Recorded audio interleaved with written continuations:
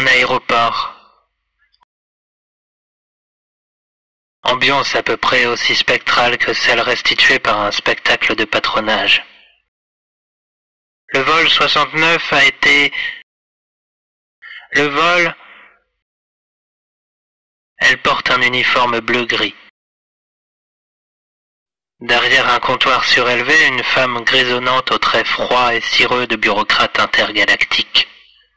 Lointain bruit d'aéroport, brouillé et incompréhensible et par moments plus fort et plus clair. Sur l'un des côtés du comptoir sont plantés 3 hommes, visiblement tout heureux à l'idée de partir là où ils s'en vont. Votre éducation n'a pas encore été faite, me déclare la femme quand je me présente moi-même au comptoir. J'ai fait ce rêve il y a à peu près 35 ans, peu après la publication du Festin nu par Olympia Press. Je me souviens d'un dessin humoristique paru il y a des années dans le New Yorker. 4 hommes sont attablés devant une bonne bouteille, et l'un d'eux tient absolument à raconter un rêve qu'il a fait. Toi aussi tu y étais, Al. Tel ne semble pas être l'avis d'Al.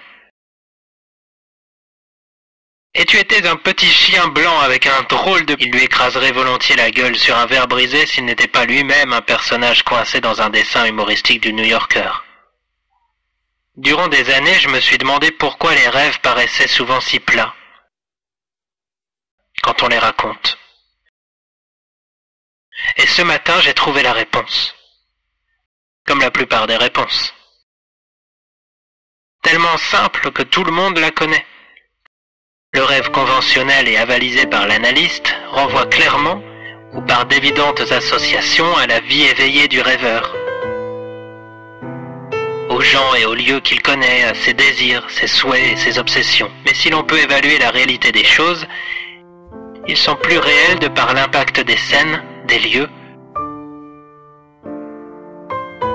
Mais ils diffèrent des autres rêves de vol que j'ai pu faire. Ce sont 2 rêves de vol.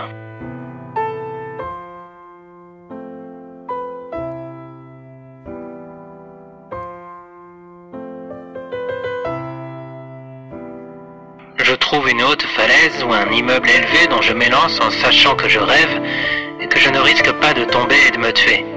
Dans un autre rêve où je vole, avec une porte à un bout.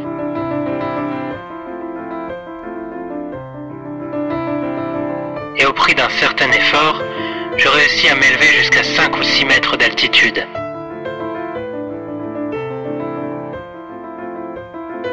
Dans les 2 rêves qui suivent, je me trouve être plus léger que l'air.